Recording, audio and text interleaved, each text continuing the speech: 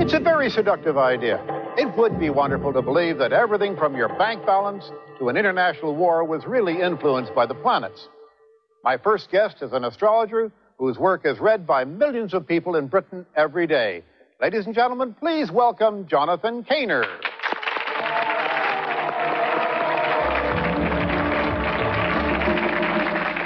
Tell me, Jonathan, who do you write for?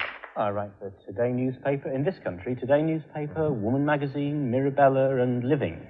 I have a question for you. You know, are we really supposed to believe that everything you write for, say, a Capricorn is going to happen to 1/12 of the total population of the world that next day? Well, let me ask you something, James.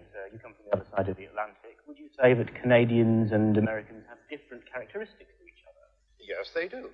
So, up to a point, there are differences between Capricorns and Aquarians, and certain things I can say about them, but I would, as is obvious from what I've just asked you, say that there are also a lot of things you couldn't say just from that kind of information. Well, how would you do a more accurate reading? All right, well, to do that, you're going to need somebody's date of birth, their time of birth, and their place of birth, and then you're going to need to draw up a great big map of the sky, and by analysing where all the different planetary positions are, you can start to say something that makes a lot more personal sense. So you say that a reading of this kind would be accurate and individual enough for the person to recognize themselves? I would hope so. All right. Well, Jonathan has kindly agreed to put his talents to the test this evening. We have taken the birth date information from every person in the audience tonight, and before the show, we gave you the details of one person selected from that audience. So please give us your reading for that person. Okay. Well, I don't know who I'm addressing here, but I know that the person who owns the horoscope that I've been looking at has a very unusual horoscope.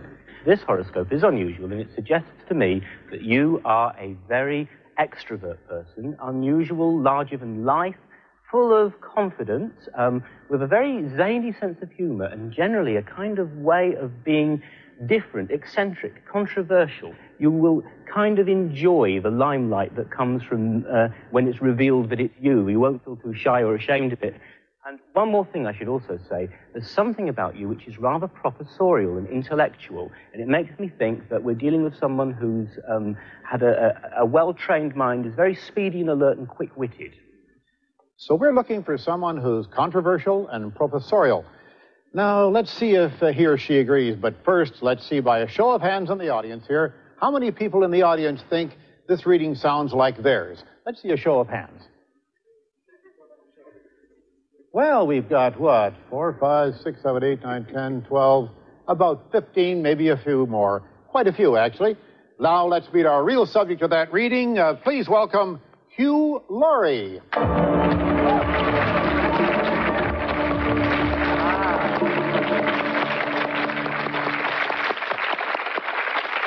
And Hugh is accompanied this evening by a gentleman he hardly knows, Stephen Fry.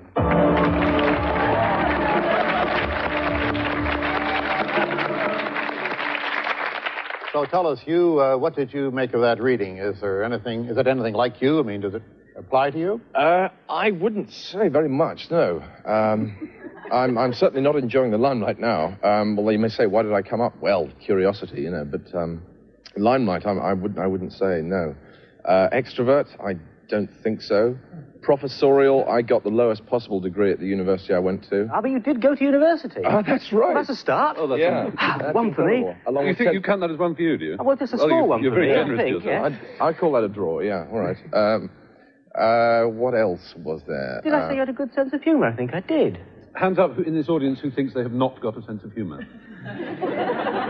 Oh, there you go. Everybody. It's one of the rules of the world that everybody believes themselves to have a great sense of humor. I picked it out as being a strong point in the gentleman's horoscope. It would have been a brilliant one of me, incidentally. That's the odd thing. People do regard me as professorial in some way or another.